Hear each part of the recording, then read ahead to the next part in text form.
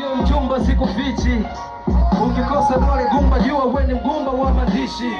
Asabira ni dole utandika vipi, maana ndo dole linosaidia kushika biki.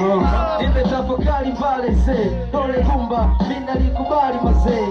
Usijua maana cheni niwelezee dole gumba, mliache msilichezee sasikia. Dole gumba linasamai, ukiwa mbali dole gumba linatoa hai. Nafanya tunafurahi na kwenye furaha ndo kunako umbwa uhai. Kuna umwimwe mwingine si mapina zani unaelewa ndo gumba ndo linatia sahihi. Mwimwe dole gumba vidole vingi na vifikia. Sikia kuna dole linatishia jamii.